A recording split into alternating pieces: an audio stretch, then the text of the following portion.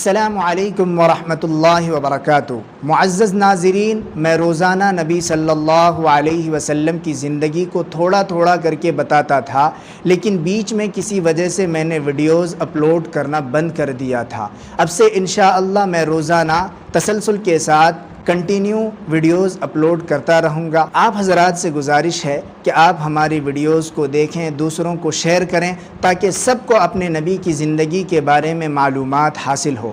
اب تک کہ میں نے نبی صلی اللہ علیہ وسلم کی زندگی کے بارے میں بتاتے ہوئے حضرت عمر کے اسلام میں داخل ہونے تک کا واقعہ بیان کیا ہے کہ ہمارے نبی نے حضرت عمر کو کس طریقے سے اسلام میں داخل کیا۔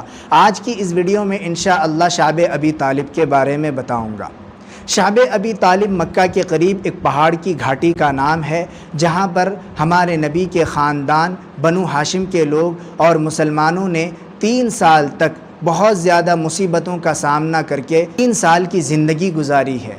آخر کیا وجہ تھی کہ مسلمانوں نے اور بنو ہاشم خاندان کے لوگوں نے اس جگہ پر ٹھکانہ اختیار کیا اور 3 سال تکلیفوں کا سامنا کر کے گزارا؟ آئیے ان تمام تفصیلات کو میں آپ کے سامنے پیش کر دیتا ہوں۔ دراصل بات یہ ہے کہ ہمارے نبی جب کھلم کھلا اللہ کے حکم سے اسلام کی دعوت دینے لگے تو بہت کم لوگوں کو اسلام سمجھ میں آتا اور وہ اسلام قبول کر لیتے، لیکن مکہ کے اکثر لوگ ہمارے نبی کے دشمن بن گئے اور مسلمانوں کو تکلیف پہنچانے لگے۔ جب ان لوگوں کا ظلم و ستم حد سے بڑھ گیا تو ہمارے نبی نے صحابہ اکرام کو اجازت دی کہ وہ مکہ چھوڑ کر کے ہجرت کر کے حبشہ چلے جائیں۔ چنانچہ اس وقت ٹوٹل 102 مرد عورت صحابہ اکرام رضی اللہ عنہم مکہ چھوڑ کر کے حبشہ چلے گئے اور وہاں چین و سکون سے رہنے لگے۔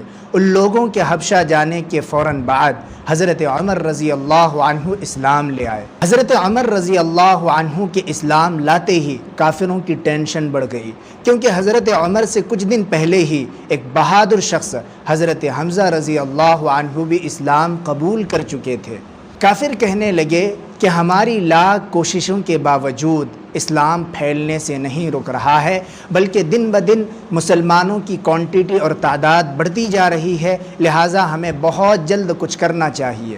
چنانچہ کافروں کے بڑے بڑے سردار ایک جگہ جمع ہو کر کہنے لگے کہ محمد صلی اللہ علیہ وسلم کا سپورٹ کرنے والے محمد صلی اللہ علیہ وسلم کے خاندان کے لوگ ہیں، یعنی بنو ہاشم خاندان کے لوگ ہیں اور مسلمان ہیں، لہٰذا ہمیں مسلمانوں کا اور بنو ہاشم خاندان کا بائیکاٹ کرنا چاہیے۔ نہ تو ہم ان سے بات چیت کریں گے، نہ ہم ان سے خرید و فروخت کریں گے، نہ ہم ان کے ساتھ اٹھیں گے بیٹھیں گے۔ اور ان تمام باتوں کو ایک لیٹر پر لکھ دیا گیا، اور اس لیٹر کو لکھنے والا شخص تھا منصور بن عکرمہ۔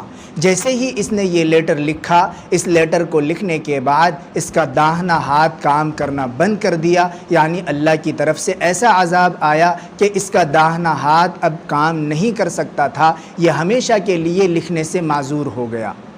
میں آپ کو یہاں پر یہ بھی بتا دوں کہ بنو ہاشم خاندان میں کچھ لوگ ایسے بھی تھے جو مسلمان نہیں ہوئے تھے، صرف رشتہ داری کی بیس پر ہمارے نبی کا سپورٹ کر رہے تھے، سوائے ایک شخص کے، وہ تھا ابو لہب، جو ہمارے نبی کا سگا چچا تھا، بنو ہاشم خاندان کا تھا، لیکن اس نے اپنے خاندان والوں کا بائیکاٹ کیا اور دشمنوں کا ساتھ دیا تھا۔ جب بنو ہاشم خاندان کے لوگوں نے اور مسلمانوں نے دیکھا کہ مکہ میں کوئی ہم سے بات چیت کرنے کے لیے تیار نہیں، ہم سے خرید و فروخت کرنے کے لیے تیار نہیں، ہمارے ساتھ اٹھنے بیٹھنے کے لیے تیار نہیں، تو مجبور ہو کر کے مکہ کے قریب ایک پہاڑ کی گھاٹی پر جا کر رہنے لگے، اور اس گھاٹی کا نام پڑ گیا شعب ابی طالب۔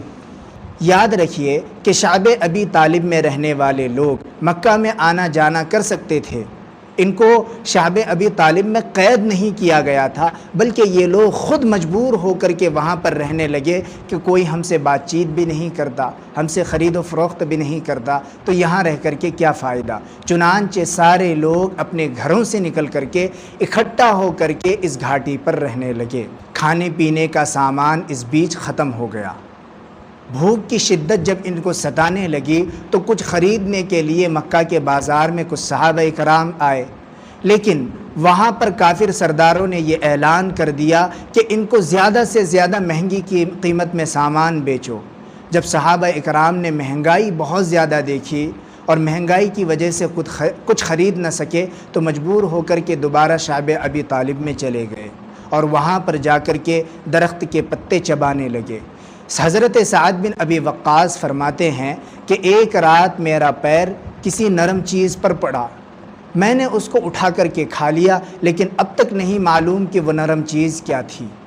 حضرت سعد ہی کا واقعہ ہے کہ ایک مرتبہ پیشاب کرنے کے لیے نکلے تو راستے پر ایک اونٹ کی سوکھی ہوئی کھال پڑی ہوئی تھی، انہوں نے اس کو صاف کیا، اس کو کوٹ کر کے پاؤڈر بنا کر کے کھا لیا۔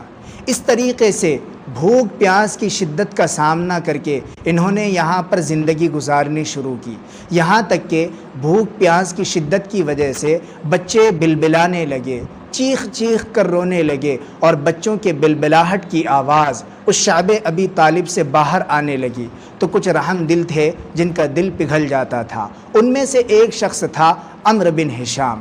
یہ رات کے وقت کیا کرتا تھا، اپنے اونٹ پر کھانے پینے کا سامان لاد کر کے شعب ابی طالب کی طرف چھوڑ دیتا تھا تاکہ شعب ابی طالب میں رہنے والے لوگ ان کھانے پینے کی چیزوں سے اپنا پیٹ بھر سکے۔ لیکن ایک دن ان سے رہا نہ گیا اور رات کے وقت یہ آیا زہیر بن امیہ کے پاس، جو ہمارے نبی کے پھوپھی زاد بھائی اور حضرت ابو طالب کے بھانجے تھے۔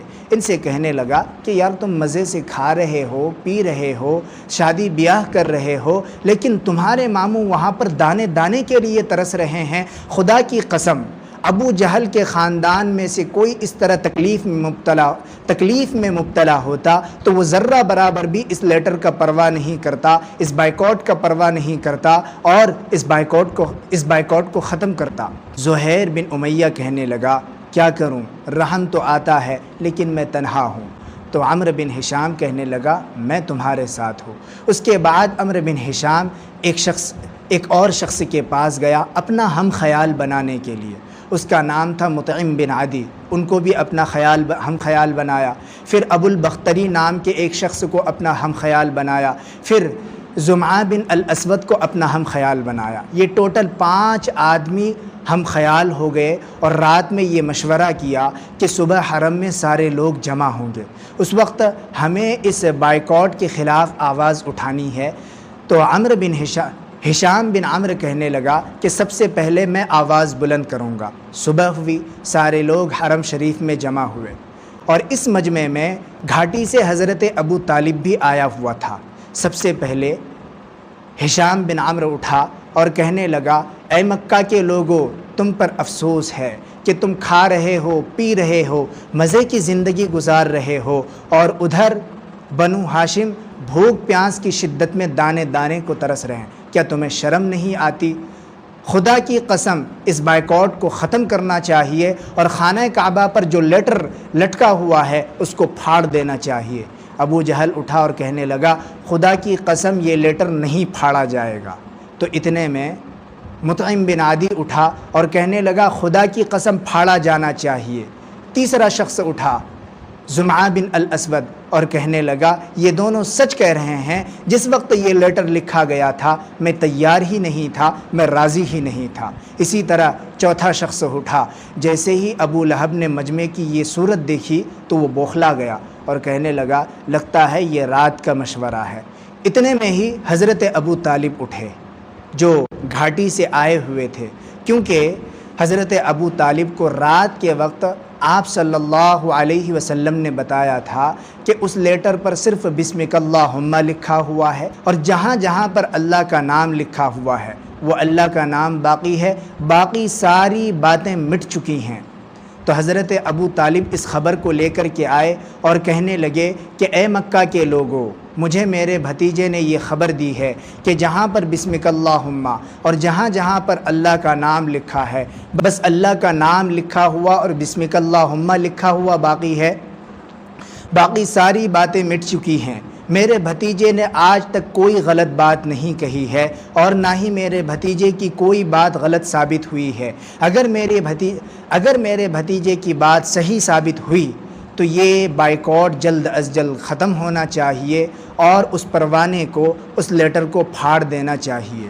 لیکن اگر میرے بھتیجے کی بات غلط ثابت ہوئی تو میں اپنے بھتیجے محمد کو تمہارے حوالے کر دوں گا صلی اللہ علیہ وسلم، پھر چاہے تم ان کو قتل کرنا یا زندہ چھوڑنا۔ سارے لوگ کہنے لگے اے ابو طالب تم نے حق کی بات کہی ہے۔ اس کے بعد سارے لوگ خانہ کعبہ کے پاس گئے تو کیا دیکھتے ہیں کہ صرف بسمک اللہم لکھا ہوا ہے، اور جہاں جہاں اللہ کا نام لکھا ہوا تھا وہی اللہ کا نام باقی تھا، باقی ساری باتوں کو دیمک نے چاٹ لیا تھا۔ اس منظر کو دیکھ کر کے سارے کافر شرم کے مارے گردن جھکائے کھڑے تھے۔ یہ معاملہ 3 سال بعد پیش آیا، یعنی 3 سال بعد یہ بائیکاٹ ختم ہوا اور مسلمان اور بنو ہاشم خاندان کے لوگ اس گھاٹی سے باہر آئے۔ اس کے بعد حضرت ابو طالب اپنے دوستوں کے ساتھ خانہ کعبہ کے پاس آئے، خانہ کعبہ کا غلاف پکڑ کر کے اللہ سے دعا مانگی کہ اے اللہ جن لوگوں نے ہمارے اوپر ظلم کیا، ہمارے عزت کو حلال سمجھا، تو ہی ان سے انتقام لے۔ اس کے بعد حضرت ابو طالب بیمار پڑ گئے، ان کا انتقال ہو گیا۔ اس کے کچھ ہی دنوں کے بعد ہمارے نبی کی سب سے چہیتی بیوی حضرت خدیجہ رضی اللہ عنہا کا بھی انتقال ہو گیا، جس کی وجہ سے ہمارے نبی کو بہت زیادہ صدمہ ہوا، اور ہمارے نبی نے اس سال کا نام رکھ دیا عام الحزن، یعنی غموں کا سال۔ انشاءاللہ ان تمام باتوں کو میں ڈیٹیل سے آپ کے سامنے پیش کروں گا۔ میں امید کرتا ہوں کہ میری باتیں آپ کو سمجھ میں آ گئی ہوں گی۔ معزز ناظرین، میں نے یہ جتنی باتیں پیش کی ہے طبقات ابن سعد میں یہ ساری باتیں لکھی ہوئی ہیں، اور اسی طریقے سے سیرت المصطفیٰ صلی اللہ علیہ وسلم اردو میں ایک کتاب کا نام ہے جو کہ 3 جلدوں میں ہے۔ اس کے رائٹر کا نام ہے مولانا ادریس کاندھلوی رحمۃ اللہ علیہ۔ آپ اس کتاب کے جلد نمبر 1 پر بھی ان تمام باتوں کو پڑھ سکتے ہیں۔ اللہ سے دعا ہے کہ اللہ مجھے صحیح باتیں آپ تک پہنچانے کی توفیق دے۔